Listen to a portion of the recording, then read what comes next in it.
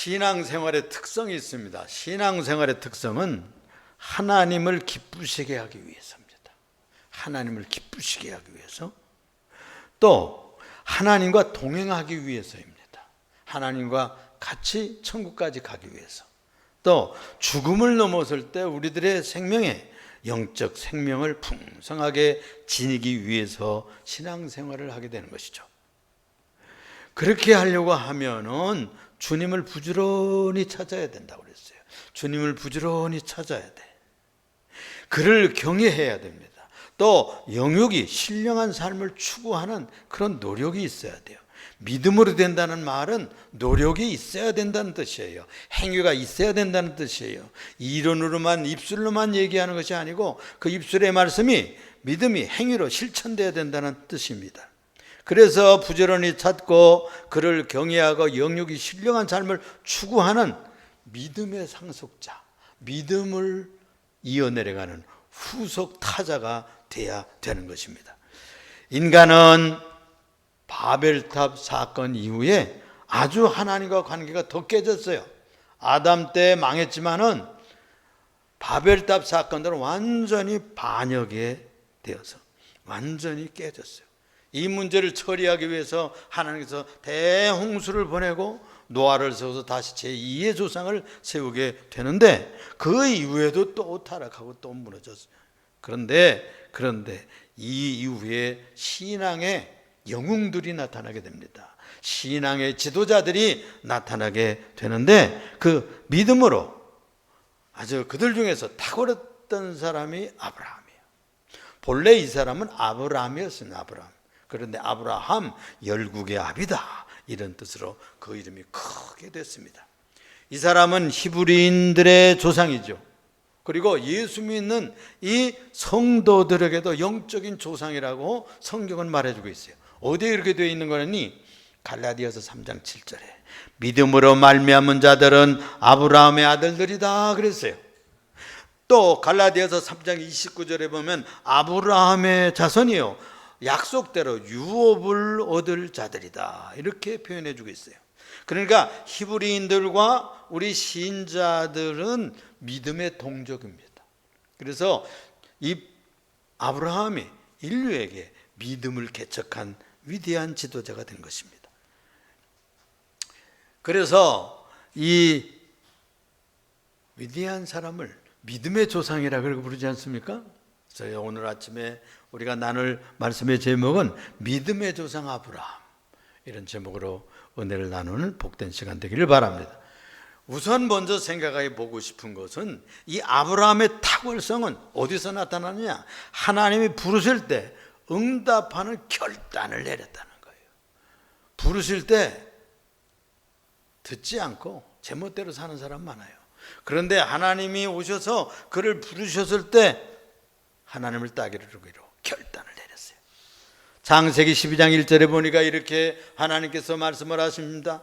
여호와께서 아브라함에게 이르시되 너는 너의 고향 친척과 아버지의 집을 떠나 내가 내게 보여줄 땅으로 가라. 내가 내게 지시할 땅으로 가라. 옛날 성경에는 그렇게 되어 있어요. 히브리서 기자, 이 히브리서를 쓴 이 귀한 기자는 하나님의 지시에 순종해서 나갔던 이 아브라함의 결단을 아주 격찬을 하고 높이 칭찬을 합니다. 히브리서 기자가 이 11장 8절 우리가 읽은 이 말씀에서 믿음으로 아브라함은 부르심을 받았을 때 순종하여 그랬어요. 그 무엇으로 결단이 나타나느냐? 순종입니다. 믿음은 순종이에요. 그래서 이 순종하여 장래 유업으로 받을 땅에 나아갈 때 갈 바를 알지 못하고 갔다 그랬어요. 가긴 가는데 거기 답사하지 않았어요. 거기 무슨 인터넷으로 알아보지도 않았어요. 그때는 뭐 종들을 시켜서 거기 미리 좀 가봐라 이렇게 하시지 않았어요. 그러고서는 무조건 떠났어요. 누구만 믿고? 하나님만 믿고 떠났어요. 이럴 때 하나님을 따르는 사람이 인생이 시작이 되는 거예요. 신자들도 마찬가지입니다. 결단하고 나와서 예수 믿고 그리고 교회에 나올 때 신자가 되는 거예요. 이건 놀라운 일이죠. 그래서 청함을 받은 자는 많되 택함 받은 자는 적다 그랬어요. 지금 청함 받은 사람은 세상에 많아요. 예수 믿으라고 뭐 기독교 방송에서 또 텔레비에서 또 뭐 인터넷으로 또 요즘에는 유튜브가 많아서 얼마나 설교가 많이 돌아다니고 전도의 문자들이 오는지 모릅니다. 그런데 그렇게 부름을 받고도 나오는 결단이 있어야 되는 것이죠.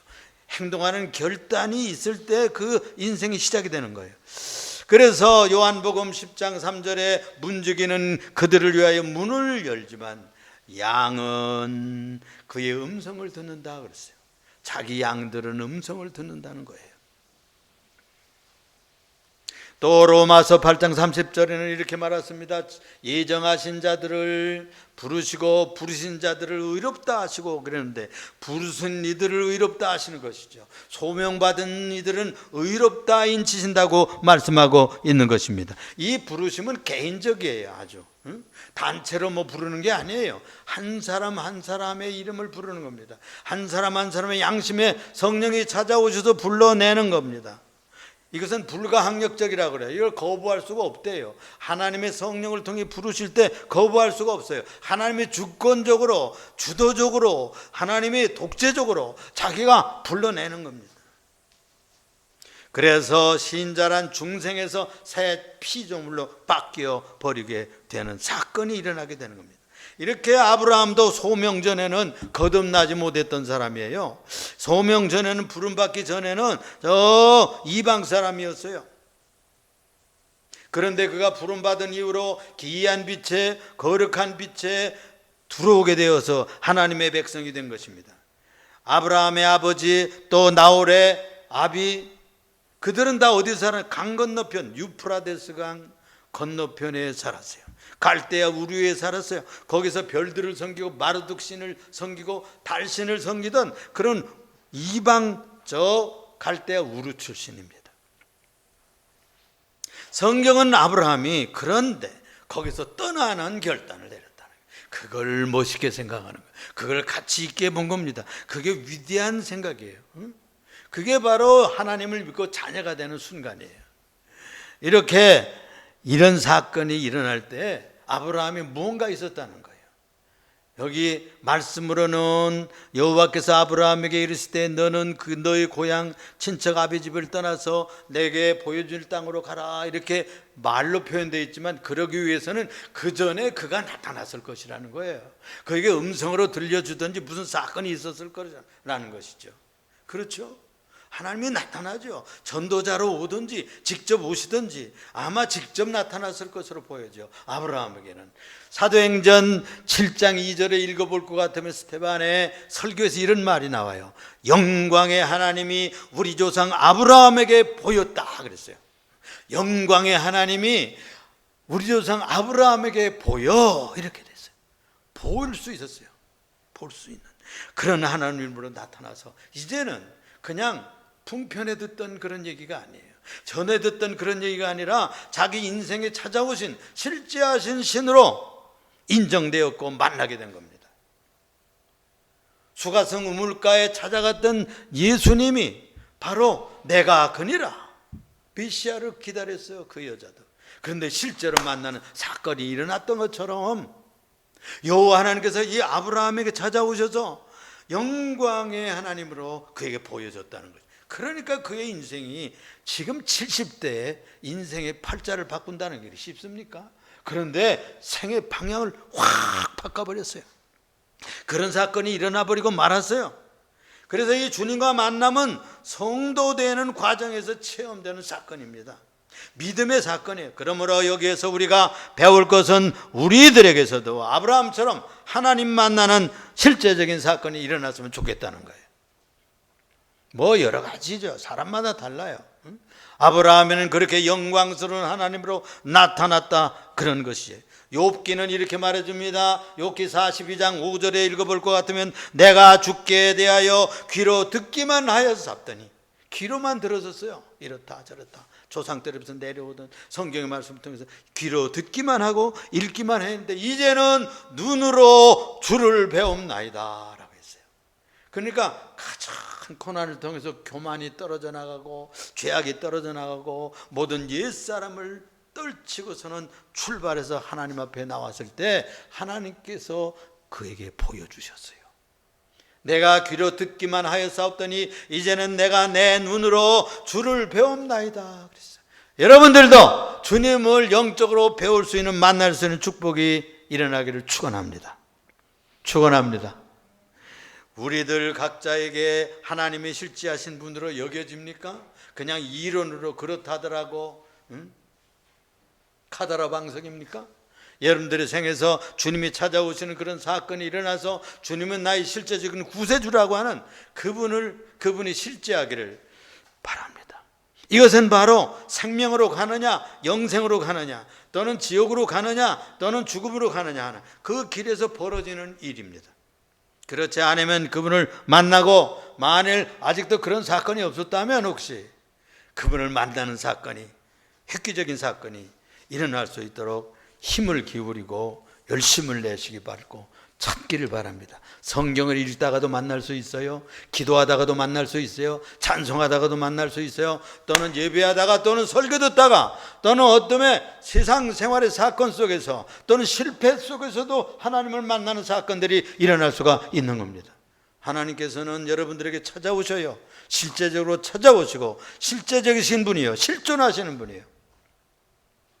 이론이 아니에요. 이사야서 55장 6절에 읽어보면 너희는 만날 만한 때 그를 찾으라, 가까이 계실 때 그를 부르라 라고 했어요. 그러니까 그런 사건이 일어났을 때 어둠에서 빛으로 나오게 되는 거예요. 그런 사건이 일어났을 때 파멸해서 기이한 빛, 생명의 빛의 나라로 옮겨가게 되는 겁니다. 로마서 8장에 볼 것 같으면 죄와 사망의 나라에서 생명과 성령의 자유스러운 나라로 옮겼다고 했어요. 옮겼다고 그랬어요. 해방했다고 말했어요. 또 한 가지 생각할 것은 그가 내린 그 놀라운 결단은 갈 바를 알지 못하고 나갔다는 겁니다. 8절 하반절에 보면 유업으로, 장래의 유업으로 받을 땅으로 나아갈새 갈 바를 알지 못하고 나아갔으며 그랬어요. 그는 갈 바를 알지 못하고 나갔어요.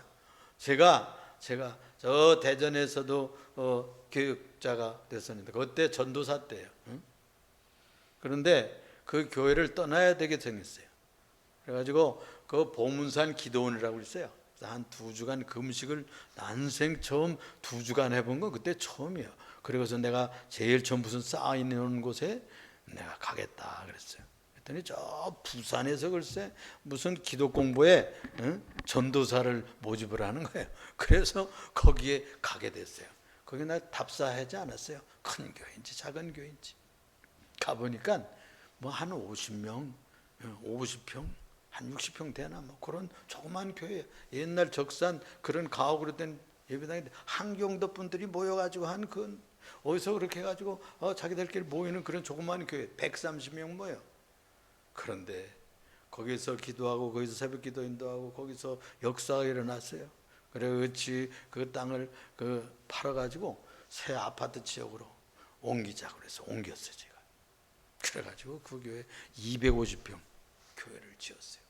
그랬더니 뭐 한 3년 만에 글쎄 뭐 한 700명, 1000명, 마흔이 막 이렇게 일어나더라고. 답사하지 않았어요. 근데 하나님이 인도하실 것을 믿고 갈 바를 알지 못하고 갔을 때 그런 역사가 일어났던 것입니다. 할렐루야. 이 아브라함도요 70대에 결정을 했어요. 누가 70대 이사도 아닙니까? 그냥 그때는 다 인생을 마무리하고 뭐 이렇게 되게 그러잖아요. 그런데 이분은 그때 고향을 떠났어요.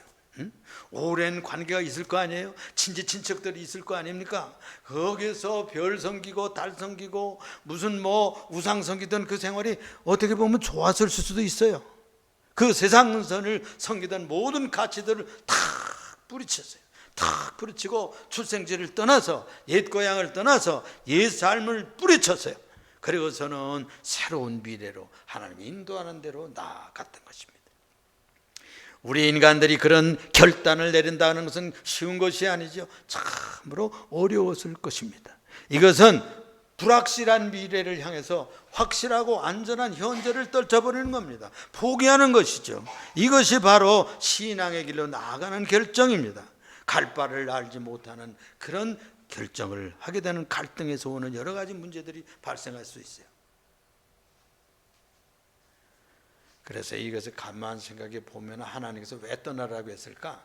자기의 이 아브라함이 지녔던 모든 육적인 여건들, 조건들, 삶의 이것에 그냥 묶여 살면 하나님 섬기지 못하니까 그걸 떠나라고 그런 거예요. 타격을 가하는 거예요. 옛줄을 끊어버리는 거예요. 육신의 줄을 끊어버리고 세속적인 줄을 끊어버리고 습관과 전통과 잘못된 악습과 이런 모든 습관들을 떨쳐버리고 새로운 길로 나가도록 그를 불러냈던 것입니다. 그래서 그런 시험을 굉장히 어려운 테스트를 하신 것이죠. 이것이 바로 우리들 속에서도 일어납니다. 중생할 때, 예수 믿을 때, 교회 나올 때 이런 일들이 막 일어나게 되는 우리 영혼 속에서 일어나는 사건입니다. 은혜의 기적들입니다. 그런 놀라운 역사들이 우리가 옛줄을 끊어버릴 때 일어나게 되는 것인데, 이렇게 시작하는 하나님과 동행하는 삶을 시작할 때에 이런 기적들이 일어나게 됩니다. 그리스도 영이 오시고 성령이 오셔서 우리의 내적인 혁명이 일어나게 하시고 양심이 바뀌고 삶의 방향이 바뀌고 가치관이 바뀌고 세계관이 바뀝니다. 이 신앙의 세계관이 바뀌게 되는 거예요. 가치가 새로워지는 것이에요. 아, 내가 이렇게 살아서는 안 되겠구나 하는 그런 혁명들이 일어나게 되는 것입니다. 그래서 바울사도는 그것을 그리스도 안에 있으면 이전 것은 지나갔다, 이제는 새 것이 되었다, 뉴 비잉, 새로운 존재가 되었구나 라고 고린도후서 5장 18절에 말합니다. 이렇게 떠나면 영적인 의미가 뭘까요? 그것은 바로 아브라함 신앙이 모든 후진들에게 모델이 됩니다. 본보기가 되는 것이겠죠. 그리고 그의 신앙을 가진 모든 사람들과 함께 동족이 되는 겁니다. 같은 형제가 되는 것이죠. 같은 동족성을 회복하는 겁니다. 그러니까 이걸 피를 얘기하는 것이 아니라 그리스도의 피로 뿌려진 주의 백성을 성도라고 하듯이 이렇게 이런 믿음을 가진 사람들이 동족이 되는 거예요. 형제가 되는 거예요. 그래서 오늘 찬송에서도 우리가 아버지를 아브라함으로 부르고 있어요. 그건 신앙의 아비가 됐다, 신앙의 출발점이 되었다, 그런 뜻입니다. 그 길이 바로 신자가 하나님의 영적 신앙적 자녀가 되는 길이기 때문입니다. 히브리서 3장 1절에 보니까 하늘의 부르심을 입은 거룩한 형제들이라는 표현이 나와요. 하늘의 부름을 받은 모든 거룩한 형제들과 한 동족이 되는 겁니다. 우리는 그래서 본래 악한 자였잖아요. 우리는 사단에 속해 있었잖아요. 죄와 허물로 죽었었다고 에베소서 2장 1절에 그렇게 말씀하고 있었습니다. 그런데 본질상 진노의 자식이었더니 우리를 구속하기 위해서 예수 그리스도를 보내시고 우리를 구원해 주신 것입니다. 그래서 이 본토 친척 아버지의 집을 떠나는 일은 옛삶, 옛 터전을 버리는 거예요. 옛 삶의 그런 철학을 버리는 거예요. 모든 습관과 전통을 버리고 새로운 길에 들어서는 거예요. 여기 이 건물에 202호가 있어요. 그런데 그 가정이 형님 내가 막 제사를 지내고 막 이렇게 하는 거예요. 예수 믿고 우리 교회 나오라고 그러니까 너무 우리를 사랑해주고 그 형님 내서 온 형제들이 여럿인데 제사를 지내기 위해서 단치를 막 하는가 봐요. 그러니까 거기 묶여서 못 나온대. 그것을 끊어버려야 되는 것이죠. 모든 세속적이고 옛날의 전통과 가치관이 끊어져 나가지 않으면 하나님께 붙지를 못합니다. 거룩한 공동체에 들어올 수가 없는 것이죠. 그래서 이 옛 터전과 옛 사람을 떠남이 바로 본토 친척 아비집을 떠나는 사건이었다는 거예요. 이렇게 성도가 된다는 것은 하늘과 땅에 새로운 형제가 생기는 거예요. 하늘에 먼저 간 성도들과도 형제들이 되는 것입니다. 공동체가 되는 거예요. 하늘의 교회와 땅의 교회와 한 형제가 되는 거예요. 육신에 사는 자로서는 하나님께 기쁘게 할 수가 없어요. 하나님과 동행할 수가 없어요. 그런데 이 육적인 철학을 버리고 노선을 버리고 영적인 철학과 신령한 길, 신앙의 길로 들어설 때 하나님과 동행할 수가 있는 거예요. 이런 사건이 우리의 생에서 일어나게 됩니다. 반드시 영적인 옷으로 우리가 그리스도의 옷으로 갈아입는 주의 성도들이 되어야 할 것입니다. 이것이 바로 갈 바를 알지 못하고 나갔던 아브라함에게 주셨던 축복입니다. 세 번째로 이 아브라함은 믿음으로 소망의 복을 개척한 사람이에요. 소망의 복을 아주 창출한 사람이라고 볼 수 있어요. 9절에 보면은 믿음으로 그가 이방의 땅에 있는 것 같이 약속의 땅에 거류하며 동일한 약속을 유업으로 받을 이삭과 야곱과 함께 장막에 거하였으니 그랬어요. 아직 그 땅을 받지 못했어요. 땅을 사지 못했었어요. 그런데 아내가 돌아가고 천국으로 가고 그 막벨라 굴을 몇 푼에 은몇 전에서 하면서 그 땅을 차지하기 시작한 출발점이 됩니다. 이렇게 해서 가나안 땅을 한 병씩 두 병씩 몇 병씩 사가지고서는 그 땅이 이루어졌어요. 이 현대 이스라엘도요, 그들이 이 팔레스틴에 들어올 때 땅을 샀다는 거예요. 영국 거간들한테 땅을 샀다는 거예요, 유대인들이. 그래가지고 이스라엘 나라를 만들어 갔어요. 이 성경의 정신이 그것입니다. 여러분들이 땀을 흘리고 노력하고 집을 만들고 새 집을 옮기고 그 다음에 땅을 평수를 사고 이렇게 넓히고 이래가지고 그 땅을 차지해 가지 않습니까? 그렇게 해야 그 가문이 융성하고 사업이 일어날 수 있는 것 아니겠어요? 이런 노력이 믿음으로 해나갔다는 것입니다. 이것이 바로 축복을 개척한 사람이 된 거예요. 아직 약속의 땅을 유업으로 다 완성된 약속만 있는 거예요. 실현된 것이 아닌데 거기서 100살에 아이를 낳고, 그 기적이잖아요. 불가능이 가능으로 창출되는 후손이 출생하게 되는 것입니다. 또 이삭을 낳고 야곱에게서 대대로 이어갈 믿음을 개척하고 소망을 개척하고 축복을 전승시키는 믿음의 가문을 시작했다는 것입니다. 그래서 이 히브리서 기자는 이 10절에 이는 그가 하나님이 기획하시고 지으실 터가 있는 성을 바랐다고 그랬어요. 그러니까 그 가나안 땅에서 하나님께서 주시는 성이 있다, 여기에 분명히 터가 있다, 이 터는 하나님이 우리에게 주신 것이다, 이런 확신과 믿음으로 거기서 살았던 겁니다. 조국이라는 것은 무엇이에요? 이 조상들의 뼈를 묻은 땅이라는 것입니다. 우리 한국 한반도 삼천리 강산이 정말 우리 조상들이 우리의 이게 내려주시는데 그들이 뼈를 묻은 곳입니다. 그때 전쟁이 있었고 골짜기의 시신들이 거기서 상하고 거기에서 눈물이 있고 묘들이 쓰러지고 거기에서 조상들이 뼈를 묻은 땅, 그걸 조국이라고 그래요. 그걸 잃어버리면 아니 되겠지 않습니까? 그래서 그것을 행복한 터전으로 만들고 민주화된 터전으로 만들고 신앙의 자유를 누리는 터전으로 만들어야지, 거기에서 신앙이 억압이 되고 부자유하고 마음대로 찬송 부를 수 없고 예배할 수 없다면 그 땅은 우리 땅이 아니 되는 것입니다. 거기서 돈이 벌리고 거기서 정치가 잘 된다 할지라도 우리 성도들에게는 하나님의 성일 수 없는 땅이면 저주의 땅이에요. 바로 그래서 이 가나안 땅은 축복이 심겨질 출발점이다, 성지다, 그렇게 믿었던 겁니다. 내 인생이 여기에 뿌리박고 여기에서 내 인생을 건설하고 그리고 내가 여기서 뼈를 묻지만 내 우선들은 여기서 예수의 정신을 가지고 복음의 정신을 가지고 나처럼 예배드리다가 1대, 2대, 3대 일어나게 될 것이라는 믿음을 가졌던 것이죠. 그래서 거기서 축복의 큰 민족으로 성장하게 됩니다. 그리고 그 이름이 창대하게 되고 이름이 유명한 그런 세계적으로 아브라함 같은 이름이 어디 있겠어요? 그래서 요즘에는 지금 저 종교를 통합한다고 아브라함 코드, 아브라함 공동체를 만든다고 다시 이슬람, 캐톨릭, 신교 뭐 이렇게 통합하는 그런 운동도 한다고 그래요. 그건 우리가 성경적으로 보고 하면 또 그 이단적일 수도 있는 것입니다. 그런데 이 창세기 12장 2절에 보면 내가 너로 큰 민족을 이루고 네게 복을 주어 네 이름을 창대하게 하리니 너는 복이 될지라, 복덩어리가 된단 말이에요.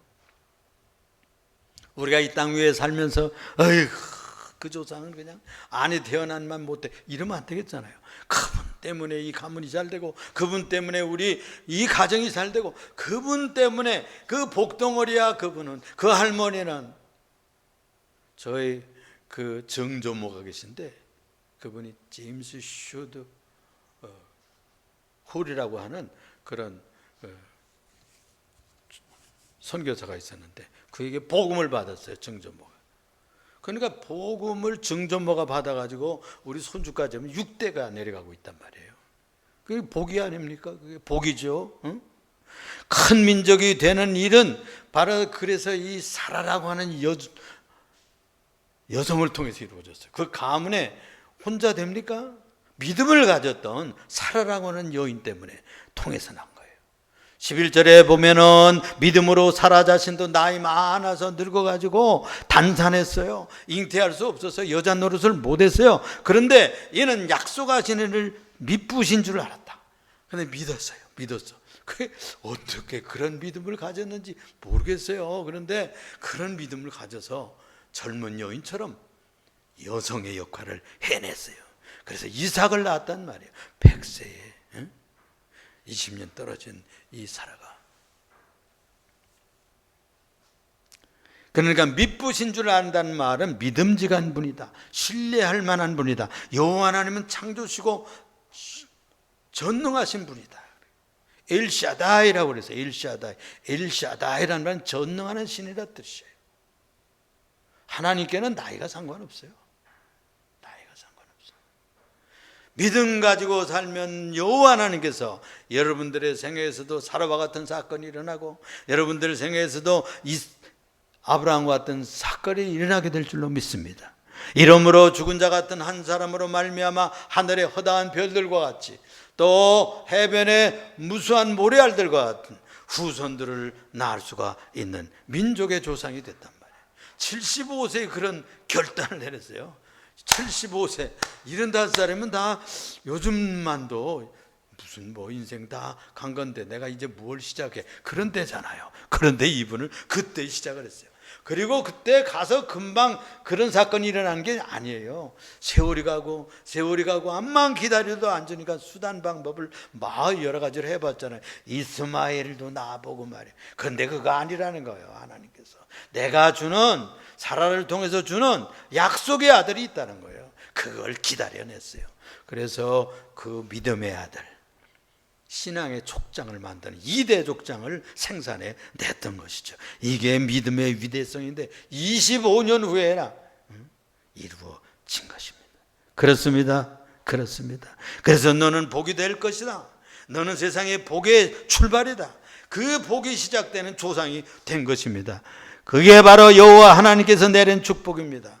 그렇게 아니하고는 어떻게 그가 복의 근원이 될 수가 있었겠습니까? 그야말로 하나님이 내려주신 그런 증거가 되는 것이죠. 그는 인류가 얻는 신앙의 축복이 어떻게 출발하느냐는 것을 보여주는 샘플이에요. 어떻게 복받고 사는 가문을 일으키느냐는 샘플이에요. 이게 복을 누리는 신앙의 원리예요. 공식입니다. 공식. 그 수학 공식 거기다 대입하면 척척 풀려 나오잖아요. 그런 것처럼 믿음 생활에서 복받는 공식이 아브라함은 하나의 축복의 원리요 공식이에요. 아브라함 스타일로 살면 되는 겁니다. 창세기 2장 3절에 보면 너는 축복하는 자에게 너는 내가 복을 내린다. 이상하잖아요. 아브라함을 축복하면, 그러니까 믿음으로 사는 자를 축복하면 나도 복을 받아요. 나도 복을 받아. 또 믿음으로 사는 신앙인들을 괴롭히면 내가 괴롭힘을 받고 내가 저주받는 거예요. 이런 원리가 작동하는 겁니다. 이 놀라운 원칙 아니에요? 마지막으로 한 가지 더 말씀하고 말씀을 마칩니다. 네 번째로 그가 받은 복의 이유가 뭐냐예요. 축복받은 이유는 다시 한마디로 엮으면 여호와의 말씀을 따르는 데 있었다.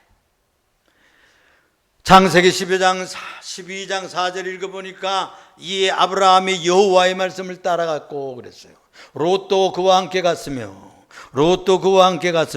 아브라함이 하란을 떠날 때 75세였다 라고 했어요. 그러니까 그런 여호와의 말씀을 따라갔던 세월이 75세 시작했는데 그 인생의 100세의 기적이 일어났고 수많은 후손을 낳는 그런 조상이 됐습니다. 믿음의 가문을 일으키고 믿음의 민족을 일으키는 그런 조상이 되었던 것입니다. 그래서 이 복 받으려면 복 받을 짓을 해야 된다고 그러잖아요. 이 신앙의 복을 받는 비결이 무엇이냐? 약속하신 여호와 하나님의 말씀을 따라 살면 됩니다. 말씀대로 살면 됩니다. 조카 롯은 이 말씀을 따른 것이 아니고 삼촌 아브라함을 따라왔다가 적당할 때 떠나버리고 말았어요. 그래서 그에게는 축복이 이르질 않았습니다. 에서라는 사람도 이 야곱과 함께 태어났던 사람이에요. 그런데 그 이삭의 정신을 이어받지를 못했어요. 육신적으로 살았어요. 남자다운 것 같고 그냥 야성적이고 사냥을 좋아하고 뭐 이랬는데 인간적으로는 멋있어 보이지만 말짱한 일이었어요. 그의 인생을 신앙으로 건지고 축복받아서 바톤을 내려간 것은 야곱이었다고 말해요. 그것은 바로 무엇입니까? 이삭이 아브라함의 정신과 말씀을 따라 살았던 것처럼 야곱도 여호와 하나님을 높이고 말씀을 따라 살았다는 데 있었어요. 그래서 축복의 열쇠는 말씀을 따라 갖고 해요. 창세기 26장 5절에 이는 아브라함이 내 말을 순종하고 그랬어요. 내 명령과 내 계명과 내 율례와 법도를 지켰음이라 그랬어요.